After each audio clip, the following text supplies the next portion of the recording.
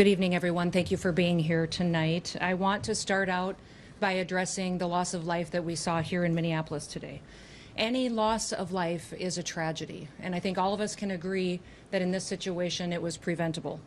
I've spoken to the president today on the situation here on the ground. I also just got off the phone a little while ago with Governor Walz and spoke to him as well. I want to reiterate first with all of you the facts of what happened today.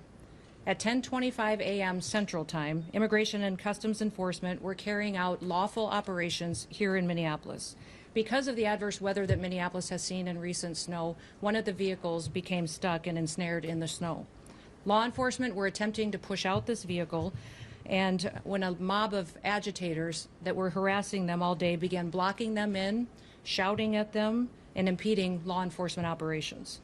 ICE officers and agents approached the vehicle of the individual in question, who was blocking the officers in with her vehicle, and she had been stalking and impeding their work all throughout the day. ICE agents repeatedly ordered her to get out of the car and to stop obstructing law enforcement, but she refused to obey their commands. She then proceeded to weaponize her vehicle, and she attempted to run a law enforcement officer over. This appears as an attempt to kill or to cause bodily harm to agents, an act of domestic terrorism. The ICE officer, fearing for his life and the other officers around him and the safety of the public, fired defensive shots. He used his training to save his own life and that of his colleagues. He was treated at a local hospital, has been released, and is now with family. I encourage the American people at this point in time to pray for him, but also to pray for the deceased's family and her loved ones. Today alone in this country, there have been 4 different domestic terrorist attacks on federal officers by the ramming of vehicles. 3 of them happened here in Minneapolis. We've seen over 100 of these vehicle rammings happen in just recent weeks, and this must stop. ICE alone is facing a 1,300% increase in assaults against them and an 8,000% increase in death threats against all of them. In fact, the very same officer who was attacked today had previously been dragged by an anti-ICE rioter who had rammed him with a car and drug him back in June. He sustained injuries at that time as well. And let me remind you why we're all here in this city today and why we've been here. In communities across this country and here in Minneapolis, we're just enforcing the laws that we have in this country. For years under President Biden, tens of millions of dangerous criminal illegal aliens, terrorists, and suspected terrorists were allowed to invade our country over our southern border. They were allowed to steal, to defraud, and to perpetuate violence against American citizens. Regardless of who your mayor or who your governor is, President Trump promised every single American that he would make America safe again. He promised every single American that he would work to protect them from dangerous criminals. Since Governor Walz has been in charge of Minnesota, we have seen homicides go up by over 50%. That's also during Mayor Frye's tenure as well. Since President Trump took office, Governor Walz has released over 470 violent criminals back onto the streets here in Minneapolis. He has another 680 of them still within his jurisdiction that he could give to us today to face the consequences for their crimes. Because Governor Walz and Mayor Frye refuse to protect Minnesotans, and instead they protect these criminals, that's why we are here. And we didn't just show up yesterday, we've always been here. But we're surging operations because of the dangerous situation we see in this country and because we're no longer going to allow illegal criminals to damage and harm, to kill, to sexually abuse, to proliferate drugs, and to steal American taxpayers' dollars.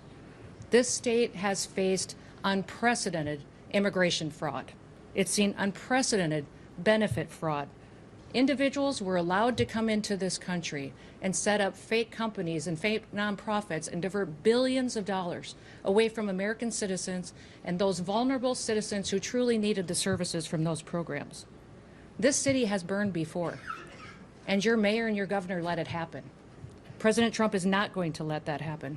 He and our federal law enforcement officers are here to bring peace and to bring public safety and to ensure that criminal activity is stopped and that people who perpetuate it will face consequences. Since we have been here in recent weeks, we have arrested over 1,500 criminals off of the streets. Our law enforcement has arrested murderers, known and suspected terrorists, child pedophiles, and other brutal criminals that were protected here in this city. We should all work together to protect our citizens. We should all protect the men and the women and the families who live here in Minneapolis, who live in Minnesota, and live throughout this entire country. I want to thank you for being here, and I want to thank you for focusing on the important work that our federal officers do and make sure that we're focused on the priorities of this country, and that's making sure that we're keeping people safe. With that, I'll take any questions that you may have. Secretary Noem, Mayor Frey called the claims of self-defense BS. How do you respond to that? I say that he doesn't know what he's talking about. It's very clear that this individual was harassing and impeding law enforcement operations. Our officer followed his training, did exactly what he's been taught to do in that situation, and took actions to defend himself and defend his fellow law enforcement officers. Secretary, can you expand too on the agent's injuries? The president said that he's lucky to be alive. The officer was hit by the vehicle. She hit him. He went to the hospital. A doctor did treat him. He has been released, but he's going to spend some time with his family. Can you clarify whether he was hit before or after the gunshots were fired? I can't, but the FBI will continue the investigation and release more facts when it's appropriate. Secretary Noem, has the agent been relieved of his duty, or can you give us any other insight? No, we're following the standard protocol procedures we do in situations like this. When there's an officer-involved shooting, we make sure that we get the facts and that we are getting the statements from everybody involved and make sure that investigators are handling the decisions. Secretary Noem, have ICE operations paused because of what happened today? No, we're still out on the streets doing our work to get dangerous criminals off of the streets of Minneapolis. Can you tell us any insight into your conversation with the governor? You know, Tim and I have known each other for years. We served in Congress together. We both ran for governor the same year and have served as governor at the same times. So we were colleagues, and we discussed what happened here today. We have two very different viewpoints of it. I talked specifically about the fact that we have laws. They need to be enforced. He knows that I believe sanctuary policies have protected criminals and placed a priority of them over the citizens that live here, and he knows we'll continue to do our work, and I encouraged him to work with us. We've never had a cooperative arrangement with law enforcement here. Whenever we've done investigations, whenever we've done police work, when we've been doing what we can to bring people to justice for the crimes that they commit, we haven't had the cooperation of the state of Minnesota or the city police here under the mayor's direction. If you talk to any of these federal law enforcement officers, they'll say that when they call for backup in a situation, that it's hit and miss. They were grateful today that the police chief and local law enforcement showed up at the scene and helped secure it to make sure that nobody was harmed and that the FBI could do their work. But I would encourage them to work with us, that we could form a partnership that would make sure that individuals have the opportunity to have a safe Minneapolis. Secretary Noem, will body camera Over here. footage be Do you released? stand behind the use of force, and will any of those use of force guidelines be altered or changed in the future? You know, it's clearly established law that a vehicle driven by a person and used to harm someone is a deadly weapon. Deadly force is perfectly lawful when a threat is faced by a weapon. So I do believe that this officer used his training in this situation, and we'll let the FBI continue the investigation to get it resolved. So just to be clear, did the shooting happen before or after the vehicle hit the officer? I know you keep asking that, but that doesn't mean that the FBI is going to give you an answer today. There will be an investigation. We want to make sure that it's factual. What I would ask is that as we go forward from here today, that we all remember that our job is to have peaceful discussions. I'd encourage our local law enforcement and state law enforcement to work with us. We are going to continue to operate here in Minneapolis and in the state of Minnesota to make sure we're going after dangerous criminals. One of the key focuses that we've had here is a focus on individuals who are sexual predators and are involved in child exploitation. When I was just here yesterday, we arrested individuals who were charged with criminal assault and sexual assault and people that exploited children. Why would you want to keep them on your streets? President Trump has promised to go after the worst of the worst, and that's exactly what we're doing in Minneapolis. By not working with us, Governor Walz and Mayor Frey are putting those criminals and prioritizing them over our children and our grandchildren.